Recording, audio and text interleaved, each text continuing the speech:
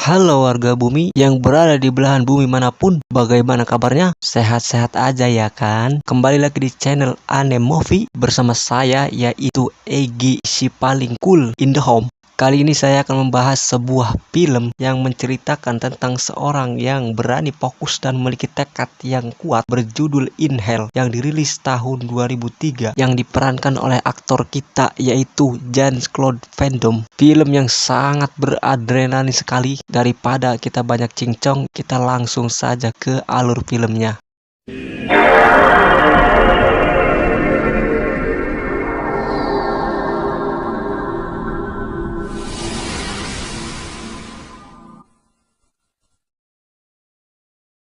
Cerita diawali dengan memperlihatkan sebuah penjara di Rusia dengan seseorang yang bertinggi 2 meter lebih yang sedang menghajar napi lain hingga tewas, yang hal itu sengaja dibiarkan oleh para sipir karena memang itulah tujuannya, yang karena napi raksasa ini sulit dikendalikan maka diperlukan beberapa sipir untuk dapat melumpuhkannya. Sementara di dalam sel kita akan diperlihatkan dengan satu narapidana yang sedang anteng menulis bernama Tahanan 451, yang sekilas memang tampak anteng, kalem, dan tidak ugal-ugalan. Tetapi Tahanan 45 ini sebenarnya adalah tahanan paling kejam dan tak manusiawi, yang hal itu dibuktikan ketika dia membekam mulut teman satu selnya untuk dicabut beberapa gigi depannya. Dan inilah kisah akan berfokus pada seseorang pria asal Amerika bernama Kyle yang kebetulan sedang bekerja di salah satu pabrik di Rusia, di mana sang istri yang juga tinggal di sana pun sudah gabut hampir 1 minggu lamanya dan mengajak Kyle untuk healing ke pantai anyar. Tetapi karena Kyle adalah pria yang memiliki prinsip waktu adalah cuan, maka Kyle pun menolak ajakan istrinya tersebut.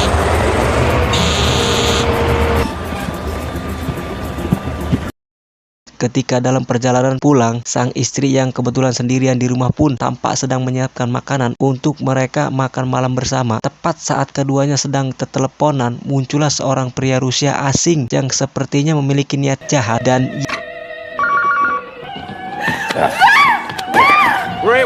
ya, ternyata benar pria Rusia ini masuk ke dalam rumah dan mencoba untuk memperkosa istri Kyle. Yang karena si istri terus memberontak, si pria Rusia pun mengeluarkan pisau lipatnya dan menikam perut si istri hingga dia tewas saat itu juga.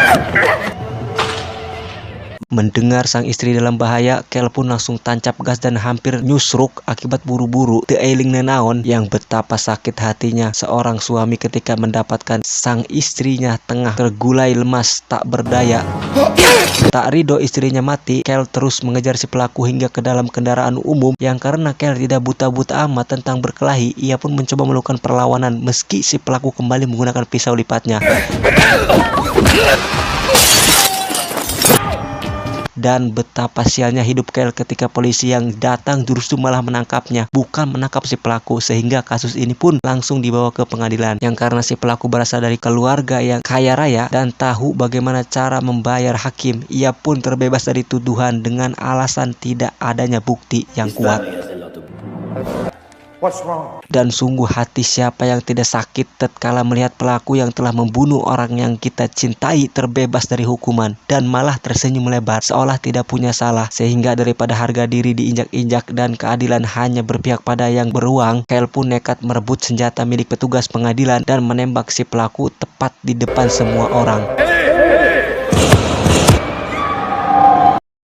Akibatnya Kyle harus dijatuhi hukuman seumur hidup tanpa adanya bebas bersyarat dan ditempatkan di sebuah penjara bernama penjara Kravavy yang dicap sebagai penjara paling ketat dan paling kejam di Rusia, sehingga ini akan menjadi awal penderitaan yang baru untuk jagoan kita semua.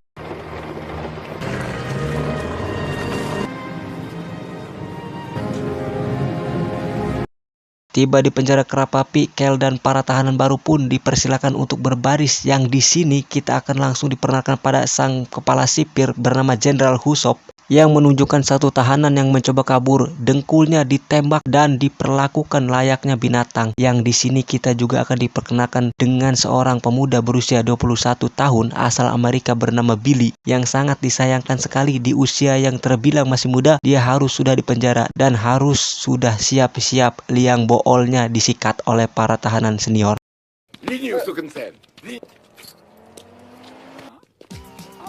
Selanjutnya, Kel dan para tahanan baru pun diwajibkan menyerahkan semua barang berharga mereka. Yang di situ ada seorang kepala penjaga galak bernama Samsul yang meminta cincin kawin Kel dilepaskan. Yang tentu saja hal itu mendapat penolakan dari si Kel, sehingga setelah Kel mendapat perlakuan tidak menyenangkan dari kepala penjaga, ia pun masuk ke ruangan kerapihan yang karena rambutnya masih pendek, ia pun tidak diwajibkan bercukur. Berbeda dengan Billy yang rambutnya gondrong, penjaga langsung mencukur habis rambutnya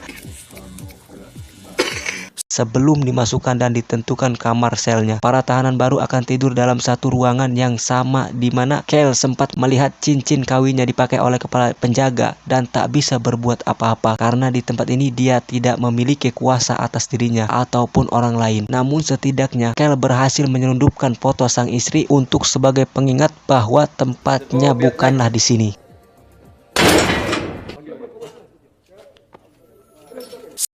Singkat cerita, malam pun poek. Ketika semua orang sedang tertidur lelap, Kyle tiba-tiba terbangun oleh suara berisik penjaga yang membangunkan dan membawa Billy keluar dari ruangan tersebut. Yang alangkah malangnya nasib Billy saat dirinya harus menjadi korban pelecehan. Ketika si kepala penjaga menjualnya kepada salah satu tahanan senior bernama Andre yang memang biasanya memangsa remaja-remaja ranum seperti Billy untuk dijadikan objek pelampiasan nafsu bejatnya. Keesokan paginya para tahanan terlihat sedang membersihkan diri di kamar mandi, yang karena ini adalah kali pertama Kel di penjara. Ia tampak kebingungan ketika para tahanan berebut keran air untuk gosok gigi dan membersihkan diri. Ia tetap bersabar dan tetap mengalah dengan semua hal yang terjadi pada dirinya dan mencoba untuk tidak peduli dengan semua yang terjadi di sekitarnya. Sampai Andre keluar dari kamar sel meninggalkan Billy yang kondisinya sudah babak belur. Andre menunjukkan wajah songong ranumnya yang langsung mengingatkan dengan wajah si pelaku. Di situ udara Kel langsung mendidih, amarahnya langsung memuncak dan tiba-tiba akibatnya Kel harus dimasukkan ke dalam ruang isolasi yang lokasinya sendiri berada di bawah tanah tepat di jalur pembuangan. Sehingga Kel harus banyak bersabar dan harus banyak tutup hidung untuk menghindari bau caduk yang menyengat hasil dari setoran semua orang yang ada di penjara ini.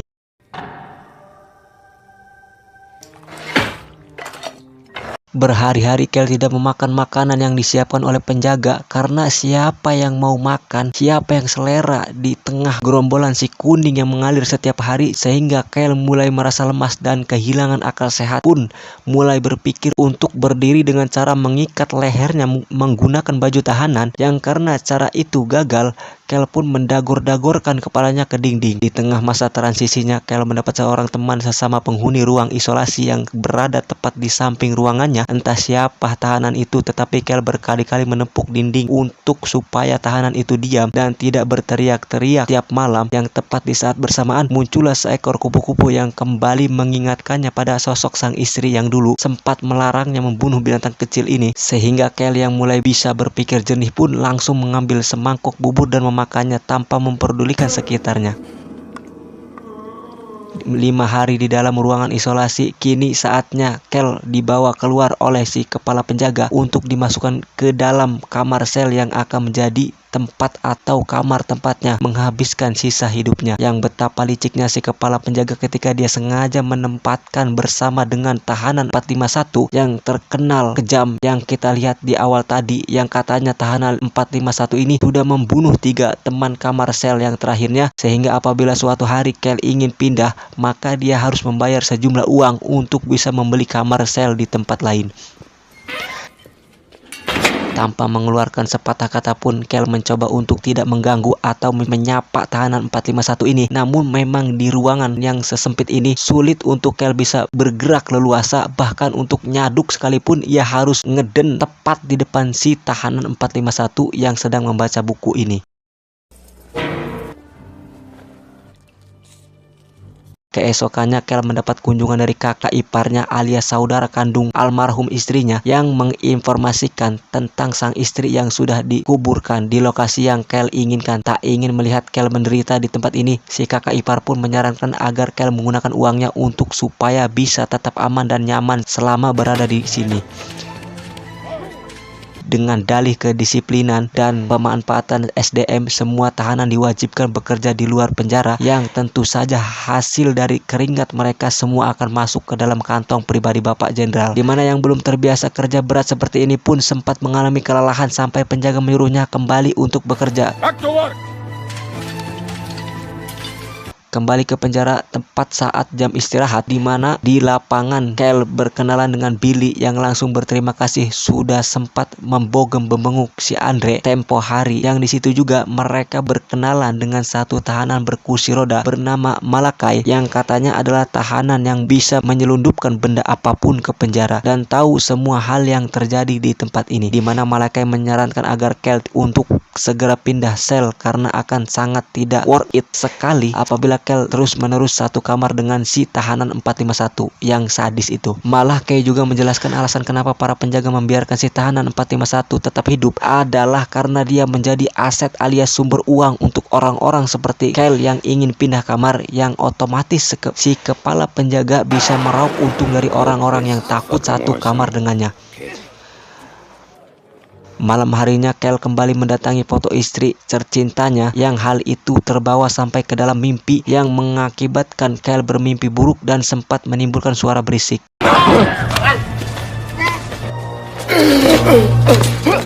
Esokannya di ruangan makan, Kel pun satu meja dengan para tahanan lemah dan tak berdaya seperti Billy, Malakai, dan satu tahanan junior, di mana Andre lagi-lagi bersikap pelontong atau songong ketika dia mengeplak kepala Kel dan meludahi makanan yang sedang dia makan.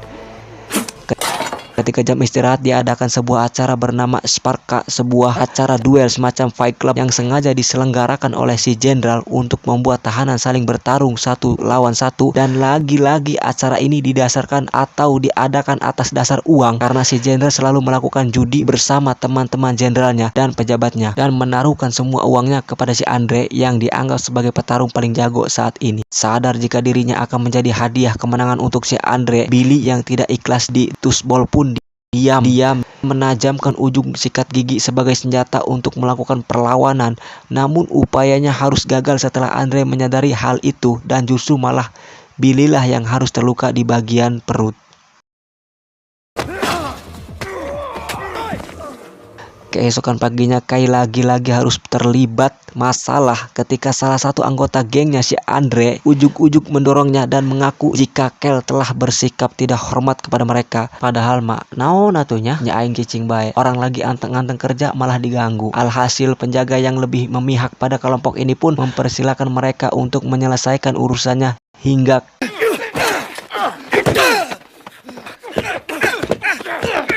sialnya Kel yang tidak salah apapun justru malah harus kembali dimasukkan ke dalam ruangan isolasi yang bau dan sesak dan kembali harus menepuk-nepuk dinding untuk sebagai tanda kepada tahanan yang ada di ruangan sebelah. 2 minggu berada di dalam ruang isolasi, kini sudah menjadi teman dari tahanan di sebelah yang entah seperti apa bentuknya karena keduanya hanya berkomunikasi melalui tepukan dinding. Yang di hari terakhir dirinya di sana akhirnya terungkap jika tahanan yang menjadi temannya selama ini adalah tahanan raksasa dengan tinggi 2 meter lebih yang sempat kita lihat di awal film tadi. Di hari pertama dirinya keluar dari ruangan isolasi, Kel lagi-lagi harus dibuat juet oleh si koplok Andre yang ujung-ujungnya menghadapinya sambil mengeluarkan kata-kata kasar. Kel pun tidak terpancing dan langsung masuk ke kamar selnya, yang di situ Kel nekat membaca salah satu buku milik si tahanan 451. Dan saat jam makan siang, Andre tak puas-puasnya mengganggu Kel yang sedang makan dengan tenang, sehingga ketika kesabarannya terus-menerus dipancing, Kel yang mentalnya masih belum stabil pun langsung membogem si Andre. Tepat saat sedang menjalani kunjungannya, di luar terjadi sebuah insiden ketika mobil milik petugas meledak terkena ranjau darat, yang hal itu langsung dimanfaatkan oleh Billy dan napi lain untuk kabur. Ya, alih-alih ingin terbebas dari mimpi buruk, Billy harus kembali ditangkap oleh si kepala penjaga yang semakin kejam dan menjualnya pada setiap tahanan yang membutuhkan pemuasan. Sementara Kyle sendiri nampak mulai menunjukkan tekad kuatnya dengan melatih fisiknya sampai batas atau limit tertentu untuk membuat dirinya menjadi lebih kuat.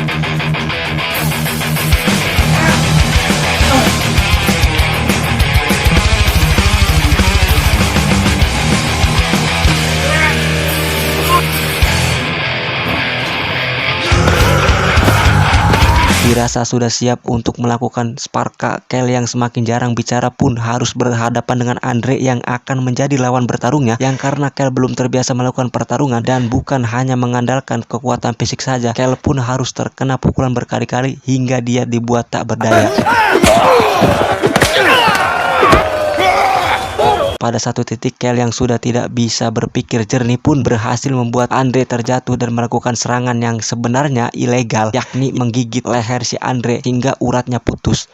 Momen ini seketika membuat semua orang terdiam sejenak menyaksikan sosok Kyle yang berubah menjadi seperti monster. Dari sini, Kyle sudah kehilangan jati dirinya pun mulai membrutal dengan menjadi bonekanya para penjaga, termasuk Bapak Jenderal yang berhasil meraup banyak keuntungan dari hasil judi bersama dengan para teman-teman penjabatnya. Kemenangan demi kemenangan yang Kyle raih sebenarnya adalah suatu yang semu atau palsu, karena pemenang sesungguhnya tiada lain adalah Bapak Jenderal dan para penjaga. Kyle hanya dijadikan boneka budak objek permainan untuk mereka-mereka yang berkuasa, yang hal ini tentu saja membuat teman-temannya merasa miris dan kasihan, tidak terkecuali dari teman sekamarnya yakni si tahanan 451.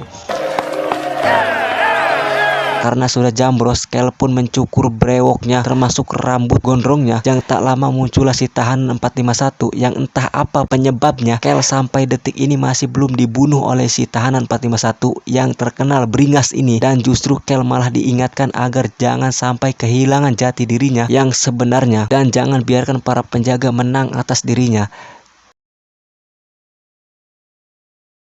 Tepat saat hari kemerdekaan Rusia, Billy memanfaatkan kesempatan itu untuk kabur dari penjara karena sudah capek dan lelah terus-menerus menderita dan dijadikan budak oleh si kepala penjaga, di mana Malakai dengan sukarela membantunya dengan memberi kunci pintu keluar, dan itu gratis. Malakai sama sekali tidak memungut biaya. Yang setelah Billy berpamitan kepada Kyle, muncullah seorang tahanan baru bernama Via yang sengaja dikirim dari penjara lain supaya Kyle mendapat perlawanan di acara Sparka nanti.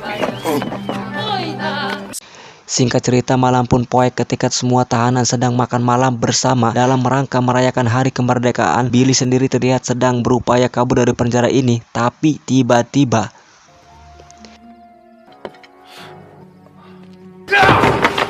ya, betapa teganya Malakai mengkhianati Billy dengan bekerja sama dengan kepala penjaga, yang hal itu ia lakukan hanya demi untuk bisa mendapatkan obat dari kepala penjaga yang tanpa dia sadari tahanan 451 sedang mengawasinya dari kejauhan. Your payment. I guess Via sendiri terlihat sedang melakukan pertarungan pertamanya di penjara ini, yang sebagai hadiah atas kemenangannya dia berhak mendapatkan hadiah spesial, yaitu Billy yang nampak memberontak.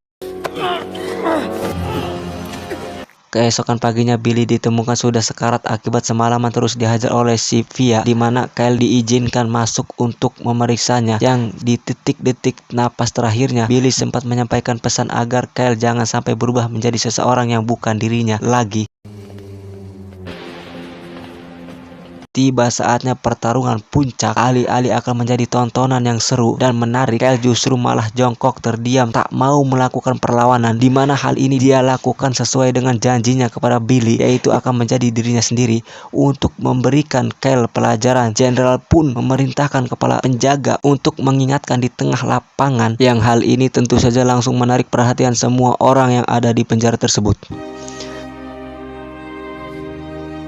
Sementara itu, mari saya bawa Anda ke si Malaka yang sedang menyerahkan barang permintaan tahanan 451, yaitu berupa botol berisi minyak tanah, di mana tahanan 451 ini dengan terang-terangan akan membakar Malaka hidup-hidup karena telah mengkhianati teman sendiri. Di situ Malaka yang tidak pernah merasakan serunya main futsal pun terus memohon agar dimaafkan, tetapi Kembali pada Kyle yang selama berhari-hari terus tergantung di tengah lapangan, kepanasan, kehujanan, dan tekad kuat yang ia miliki akhirnya membuat semua geng di penjara ini merasa simpati dan merasa terwakili oleh sosok Kyle yang menjadi orang pertama yang berhasil menjadi pemenang untuk dirinya sendiri. Butuh keberanian besar untuk menolak perintah para penguasa, sehingga semua geng di penjara ini pun sepakat untuk berdamai dan ikut menolak melakukan pertarungan persis seperti apa yang dilakukan Kyle. Fenomena ini menjadi yang pertama kalinya terjadi di penjara ini. Sang jenderal pun menjadi kebingungan sendiri karena apabila mereka membunuhnya, tentulah Kyle akan menjadi seorang martir alias saksi yang berkorban demi keyakinannya, yang tentu saja hal itu akan menjadi pemicu bagi yang lain untuk melakukan hal yang sama. Sehingga si jenderal memutuskan untuk turun langsung berbicara di depan semua tahanan untuk menunjukkan ketegasannya dengan cara melepaskan satu tahanan yang akan membuat Kyle bangun. Dan ya, tahanan yang dimaksud ternyata adalah tahanan raksasa setinggi 2 meter lebih dengan seberat 130 kg, di mana tahanan ini adalah teman Kyle ketika dikurung di ruang isolasi, sehingga Kyle dengan cepat menepuk-nepuk dinding untuk memberitahu si raksasa bahwa dia adalah dan alangkah terkejutnya semua orang ketika melihat Kyle sudah sangat akrab dengan si raksasa, yang justru malah si kepala penjagalah yang harus dibuat ketar-ketir olehnya. Continue the fight. Dan sayang sekali si raksasa harus tewas setelah mendapat beberapa tembakan, di mana kejadian ini akhirnya menimbulkan kerusuhan setelah beberapa pintu sel terbuka yang membuat semua tahanan memberontak dan mencoba kabur dari penjara ini.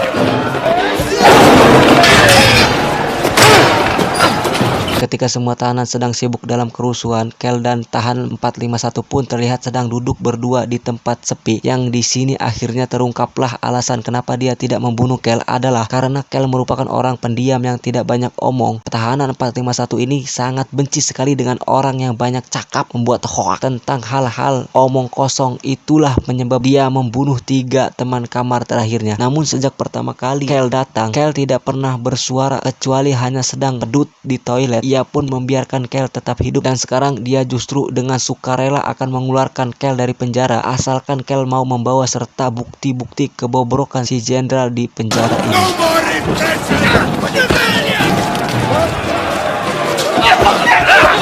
Keesokan paginya ketika kerusuhan sudah merada, si tahanan 451 pun langsung membobol dinding yang di situ terdapat semua bukti kejahatan manusia yang terjadi di penjara ini, yang dimana rencana kabur ini sendiri akan berhasil apabila Kyle mau melakukan pertarungan terakhir dengan si Pia. Dengan fakta bahwa Kyle mau bertarung lagi, otomatis dia sudah tidak dianggap sebagai martir alias sudah tidak ada gunanya lagi, sehingga kalah atau menang dari Via, Kyle tetap akan dihabisi. Pertarungan pun berlangsung sengit dengan keduanya yang sama-sama menunjukkan kehebatan masing-masing, yang karena tekad Kyle lebih kuat, ia pun berhasil mendapatkan kesempatan untuk mematah lengan si Kyle si Pia. Tak terima dikalahkan dengan mudah, Pia yang curang pun mengambil pisau dari dalam sepatunya dan justru tak sengaja menikam bosnya sendiri yang pernah menginjak harga diri Kyle. Yang di sini Kyle langsung memberikan serangan terakhir yang khusus dipersembahkan untuk Billy. Setelah pertarungan selesai, kepala penjaga langsung membawa Kyle menuju parkiran mobil tamu, yang ketika dia akan dieksekusi, tiba-tiba ya muncullah tahanan 451 yang langsung menumbangkan si kepala penjaga, dimana Kyle langsung mencumpal mulutnya menggunakan sempak hasem dan menarik tubuhnya tepat di bawah mobil. Dan tahanan 451 pun menyerahkan semua bukti kejahatan si jenderal agar Kyle mau memberitahu masyarakat tentang betapa tidak sehatnya sistem di penjara ini, yang karena tahanan 451 sudah menumbangkan salah satu teman si jenderal, Kyle pun hanya tinggal memakai seragamnya dan pergi keluar dengan pura-pura menjadi pejabat. Setelah Kyle berhasil keluar, tahanan 451 pun diam-diam masuk ke dalam ruangan pribadi si jenderal, yang di situ beliau terlihat sangat amat ketar-ketir oleh kemunculan si tahanan 451 yang memiliki perawai menakutkan, yang karena jenderal terlalu banyak omong, tahanan 451 pun mencabut semua giginya hingga beliau saat itu juga